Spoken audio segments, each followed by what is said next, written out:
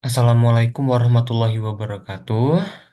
Perkenalkan, saya Hamizah Noval Bagaskara dengan NPM 22110311109. Pada kesempatan kali ini, saya akan mempraktekkan bagaimana cara melakukan regresi linear berganda pada aplikasi SPSS. Jadi jadi regresi linear itu untuk membuktikan apakah ada keterkaitan antara variabel independen dengan variabel dependen. Nah, di sini terdapat 6 variabel yang merupakan variabel independen, yaitu durasi belajar, ranking univ, wanita, dan suku. Kemudian karena di sini saya akan melakukan 2 kali regresi, maka terdapat 2 variabel dependen. Yang pertama skor tes dan yang kedua IPK. Nah, jadi kita akan mengecek apakah ada seberapa besar pengaruh durasi belajar, ranking univ, wanita, suku terhadap skor tes dan IPK. Langsung saja, yang pertama kita akan mencari tahu seberapa besar pengaruh durasi belajar, ranking univ, wanita, dan suku terhadap skor tes. Nah, klik Analyze, kemudian Regression, kemudian Linear. Nah, di sini masukkan variabel dependennya. Itu tadi kita akan mencari skor tes ya. Awalnya di kiri, kalian pindahkan ke kanan dengan mengklik tanda panah ke kanan. Nah, begitu juga dengan variabel independennya. Di sini masukkan suku, wanita, ranking univ, dan durasi belajar. Jika sudah dimasukkan, klik OK. Nah, di sini sudah langsung terlihat ya hasil dari regresi linearnya. Di sini terdapat tabel koefisien. Nah, jadi variabel mana aja sih yang signifikan mempengaruhi skor tes? Nah, jadi di sini berdasarkan hasilnya terdapat 3 variabel independen yang bisa dikatakan signifikan. Kenapa signifikan? Karena di sini bisa dilihat bahwa nilai untuk signifikan dari suku yaitu 0,000, yang berarti lebih kecil dari 0,05. Ini bisa dikatakan sebagai signifikan. Begitu juga dengan variabel wanita dan ranking univ yang memiliki nilai signifikan 0,000.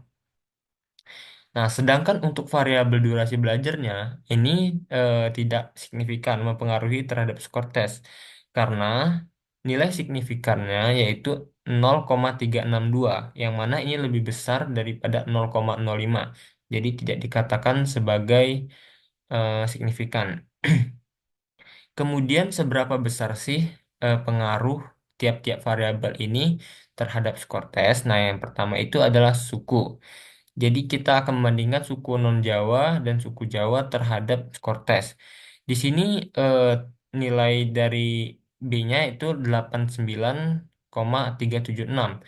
Ini berarti bahwa yang berasal dari suku Jawa lebih tinggi 89,376 skor tesnya daripada suku non-Jawa.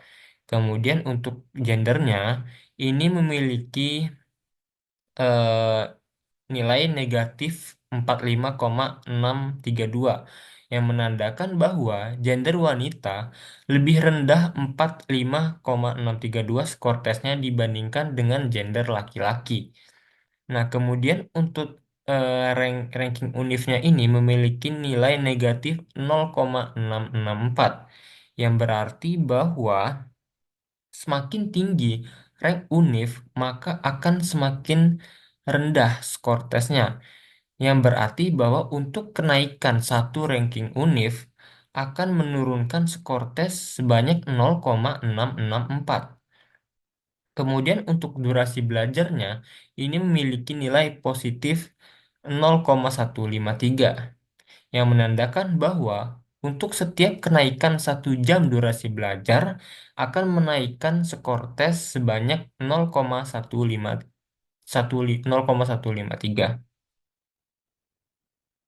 Kemudian kita akan lanjut untuk mencari seberapa besar pengaruh variabel independen yaitu durasi belajar, ranking univ, wanita, dan suku terhadap besarnya IPK. Sama seperti tadi, kita akan ke analyze, regression, linear.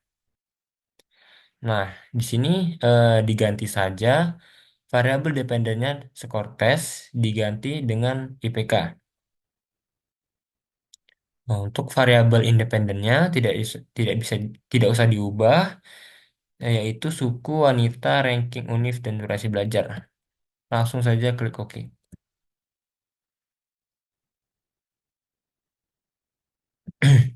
Nah, di sini mari kita interpretasikan makna dari tabel koefisiennya sama seperti tadi. Dapat dilihat di sini bahwa terdapat tiga variabel yang signifikan mempengaruhi IPK, yaitu ada variabel suku dengan nilai signifikan 0,000 lebih rendah dari 0,05 berarti signifikan. Kemudian ranking univ memiliki variabel sama yaitu 0,000 yang berarti lebih kecil dari 0,05 dan dapat dikatakan signifikan. Kemudian variabel durasi belajar memiliki nilai signifikan 0,003 lebih kecil dari 0,005 maka dapat dikatakan signifikan. Nah, sedangkan untuk variabel wanitanya ini tidak signifikan ya, karena lebih besar dari 0,005 yaitu 0,848. Nah, kemudian kita akan mengecek seberapa besar pengaruh masing-masing variabel ini terhadap IPK. Yang pertama ada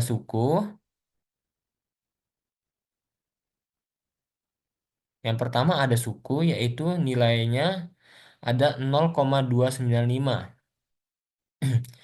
Yang berarti suku Jawa itu lebih tinggi IPK-nya dibanding dengan suku non-Jawa sebanyak 0,295.